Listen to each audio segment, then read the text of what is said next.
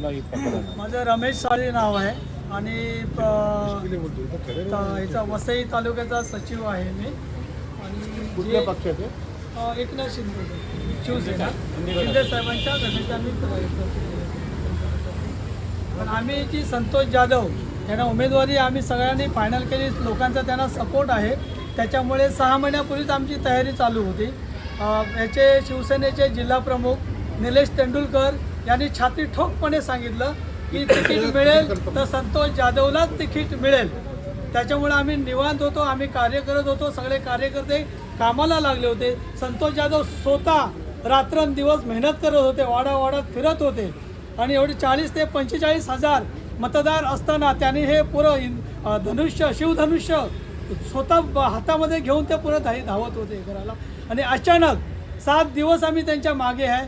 21 तारीखपासून तर ह्या आजच्या 29 तारीखपर्यंत आम्ही त्यांची AB फॉर्मची वाट बघतो आहे. फाटक साहेबांनी सांगितलं तुम्हालाच तिकीट मिळेल, तरे साहेबांनी सांगितलं तुम्हालाच तिकीट मिळेल. हे सगळे आमचे नेते आहेत.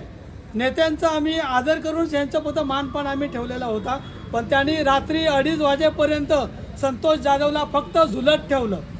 त्यांनी कोणतंही फक्त आश्वासन दिलं तुम्हाला तिकीट मिळेल आणि रातोरात तिकीट विकली गेली. ह्या भाषेत बोलतोय ही तिकीट विकली गेली.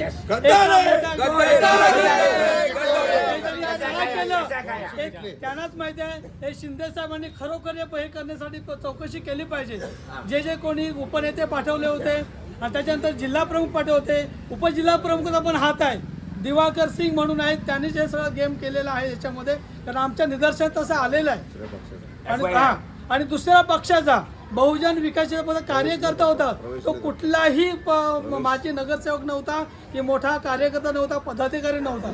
प्रवेश न घेता पक्षाची एक शिस्त आहे. आम्ही पण 25 ते 30 वर्ष शिवसेनेचं कार्य करतोय, तरीही सुद्धा एंट्री न घेता त्यांचा फॉर्म न भरता डायरेक्ट त्यांना तिकीट दिली जाते. AB फॉर्म रात्री 12:30-1 वाजता AB फॉर्म दिला जातो आणि याला सांगता तुम्ही हॉटेलमध्ये थांबा, 2:30 वाजता तुमच्या हातात फॉर्म येईल. मग ह्या कार्यकर्त्यांनी जे दिवस रात्र जे मेहनत करतात, कार्य करतात, त्यांनी काय करावं? जे बाहेरून जे बाडगे येतात त्यांना तिकीट द्यायची का निष्ठावंतांना तिकीट द्यायची? म्हणजे आम्ही पक्ष वाढवायचं नाही. काही उत्तर भारतीयांना पण जास्त तिकीट दिलाय, मराठी लोकांना डावल. मराठी माणसाला इथे डावललं गेलंच आहे. इथे दाखवलं आहे की नालासोपारा आणि वसई ही फक्त उत्तर भारतीयांचीच आहे. कारण त्याचं हे आहे की बीजेपीचे दोन्ही आमदार निवडून आल्यामुळे फक्त त्यांच्या मतावर ते निवडून आलेले नाहीत ते आमदार, आमचेही तेवढेच वोट होते. आणि त्यांचा एवढा त्यांनी मास दाखवलेला आहे की पक्षाला फक्त 20% ते 22% त्यांनी उमेदवार दिलेले आहेत, ते पण त्यांच्या मर्जीतले. त्यांना जे पाहिजे तेच दिलेले आहेत. हे असं चालू देणार नाही. शिवसेनेमध्ये असं चालत नाही. ह्या उद्देशावरती ते ॲक्च्युली जर तुम्ही आज उद्धव बाळासाहेब ठाकरेचे पक्षामध्ये असले असते तर तुम्हाला असा धोका भेटला असता का? बिलकुल नाही. मानपान चांगला भेटला असता आम्हाला. कारण तिथे जी आमची परवडणूक होती की आम्ही याच्यासाठी आलो की सगळे पक्षातले एकत्र येत असतील आणि आमचा एरिया चांगला होत असेल, डेव्हलपमेंट चांगली होत असेल, त्याच्यासाठी मी संतोष जाधवला आम्ही निवडलं आणि त्यांनाच आम्ही एक प्रमुख म्हणून नेमलं इथे. आणि त्यांनाच पक्षाचं तिकीट दिलं पाहिजे. वरिष्ठांनी आम्हाला सतत या शेवटच्या रात्रपर्यंत, रात्री 2:30 वाजेपर्यंत त्यांनी हेच सांगितलं की तिकीट संतोष जाधवलाच दिली जाईल, तुम्ही फक्त फॉर्म भरा, तयारी करा. म्हणजे हे त्यांनी अक्षरशः धोका दिलेला आहे, अक्षरशः गद्दारी केली आहे. पक्षाच्या संपूर्ण याला काळीमा फासलेला आहे त्या लोकांनी. याच्यामुळे कार्यकर्ता शिवसेनेमध्ये ह्याच्या पुढे काम करायचं की नाही करायचं यांना संभ्रमात पडलेले आहेत. काय करायचं? BJP-वाल्यांनी त्यांनी पूर्ण पक्ष विकलेला आहे. हे हकीकत आहे वसई विरारमध्ये चाललेली करायला. फक्त त्यांचेच फक्त कामं करता. आम्ही काय करणार आहे?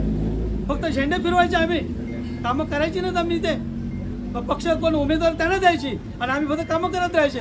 हे याच्या पुढे चालणार नाही.